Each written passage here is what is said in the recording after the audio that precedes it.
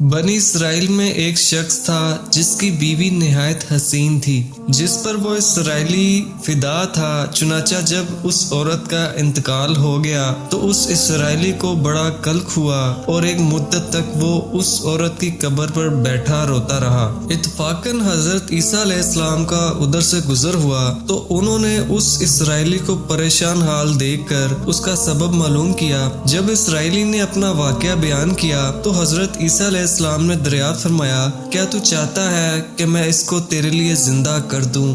اس نے عرض کیا کہ ہاں حضور، یہی چاہتا ہوں۔ چنانچہ جب حضرت عیسیٰ علیہ السلام نے اس قبر کے مردے کو آواز دی تو قبر سے ایک حبشی غلام، جس کے ناک کے نتنوں، آنکھوں اور جسم کے دوسرے سوراخوں سے آگ کی لپٹیں اٹھ رہی تھی، حضرت عیسیٰ علیہ السلام کو دیکھتے ہی غلام نے کلمہ پڑھ لیا۔ اسرائیلی نے یہ دیکھ کر عرض کیا، حضور مجھ سے غلطی ہو گئی، میری بیوی کی قبر تو دوسری ہے۔ یہ سن کر حضرت عیسیٰ علیہ السلام نے حبشی کو حکم دیا کہ تم اپنی قبر میں واپس ہو جاؤ۔ چنانچہ وہ مردہ ہو کر گر گیا اور اس کی قبر کو مٹی سے چھپا دیا گیا۔ پھر حضرت عیسیٰ علیہ السلام نے اس دوسری قبر کی جانب توجہ فرمائی اور حکم دیا کہ اے صاحب قبر، اللہ کے حکم سے زندہ ہو جا۔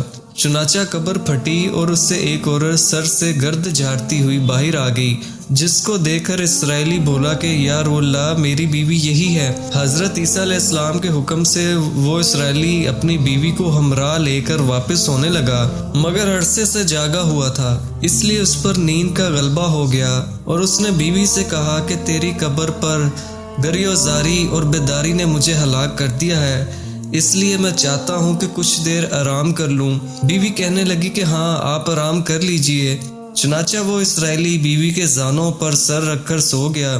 اتنے میں ایک گھوڑے پر سوار ایک شہزادے کا ادھر سے گزر ہوا جو اپنے زمانے کا یکتا حسین تھا، جس کو دیکھ کر شہزادی از خود فریفتہ ہو گئی اور اس کا دل قابو میں نہ رہا۔ اس نے شوہر کا سر زانوں سے نیچے رکھا اور فرط محبت و غلبہ عشق سے مجبور ہو کر شہزادے کے سامنے جھانک کھڑی ہوئی۔ ادھر جیسے ہی شہزادے کی نظر اس پر پڑی، وہ بھی اس کو دیکھ کر اس پر فریفتہ ہو گیا اور عورت کی خواہش پر اس کو اپنے گھوڑے پر بٹھا کر لے گیا۔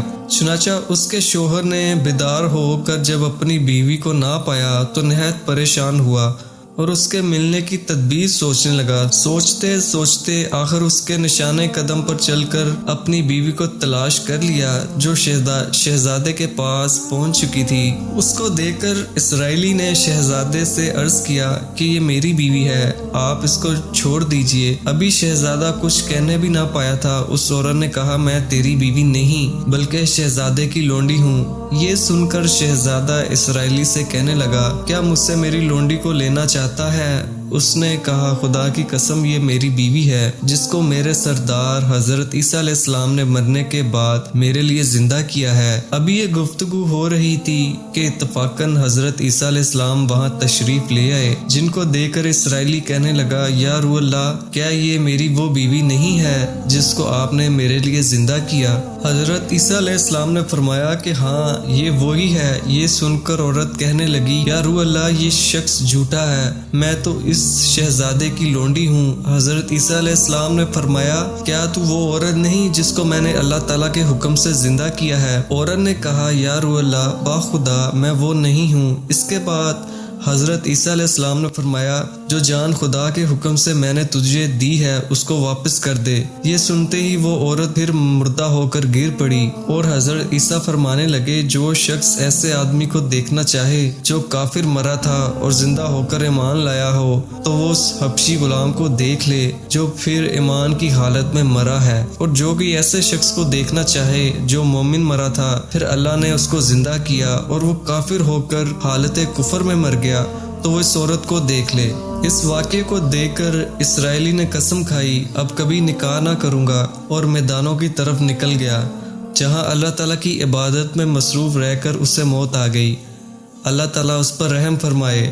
نبی اور رسول کے اقرار و انکار کا نتیجہ اس حقائق سے ظاہر ہوتا ہے اور سبق ملتا ہے کہ کامیابی اپنے نبی صلی اللہ علیہ وسلم کی اطاعت و محبت سے ہی مل سکتی ہے۔ چنانچہ ہمیں بھی چاہیے کہ ہر حال میں اپنے نبی صلی اللہ علیہ وسلم کی اطاعت کو سامنے رکھیں، چاہے دل مانے یا نہ مانے، لیکن نبی کریم صلی اللہ علیہ وسلم کے طریقوں کو لازمی اپنایا جائے۔ اللہ تعالیٰ اس واقعے سے سبق حاصل کر کے عمل کرنے کی توفیق عطا فرمائے۔ آمین یا رب العالمین۔